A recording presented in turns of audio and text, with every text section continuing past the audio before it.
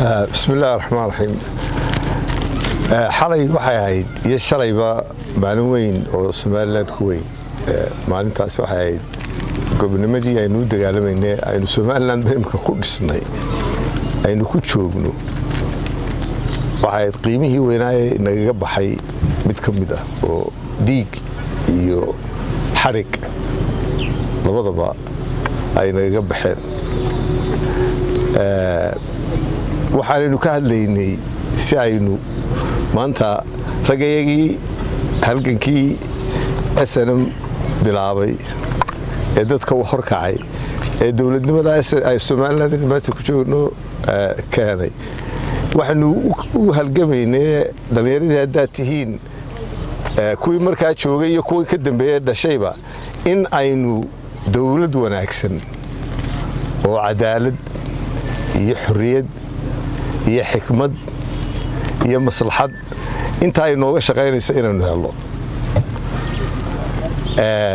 dhaqankeena geeljiru wuxuu leeyahay nin la yiraahdo qawsaarka geela dinka ka mid ah wuxuu kaga duwan yahay magaciisu waxbuu ilaaliyaa geelu ilaaliyaa ka warhaya. imanka anagu halkii baanu ku jiraa in la ilaaliyo dawladda.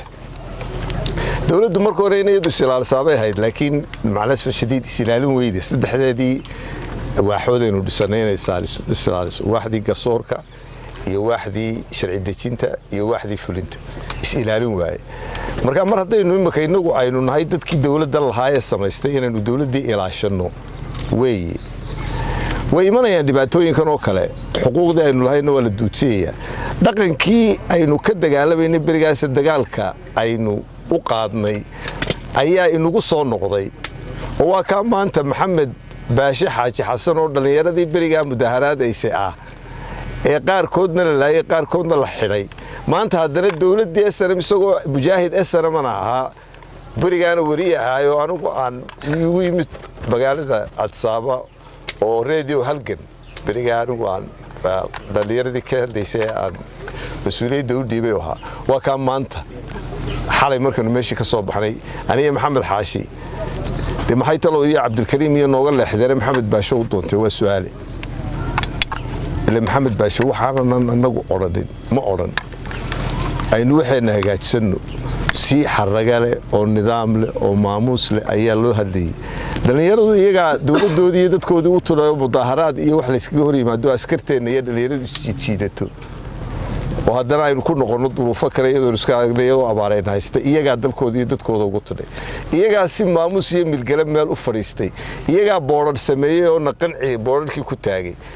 dadkay qasayaan iyo dadkay kicinayaan iyo dadkay ay abaabulayaan ma aha wax imika loogu marmarsoodo in Maxamed iyo غيره midna maanta lagu xidho. hore kuwii loogu xidhayna xaq looguma lahayn in loogu xidho. qofka la xidhayo waxaynu ugu weyn aynu meesha ku haysanaa inuu dagaalanay imika maamul wanaag ma haynay waxa weeyaan waa madax banaani iyo xurriyad.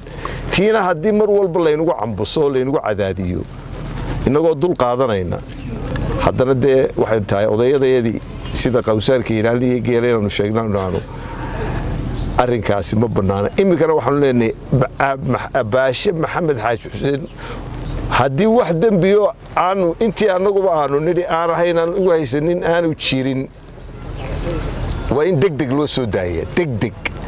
haddii ay dembi kale aad u haysaanna sidii garyaqaanadii iga horreeyay yidhaaheen dembigaas wuxuu noqonayaa in wax cad ama wax lagu soo oogayo oo markaana xaq u leeyahay ilay dagar muu gelinay hadduu yahay dembi madaniya in maxkamad la keeno isagoo madax bannaan halkaa ka socdo.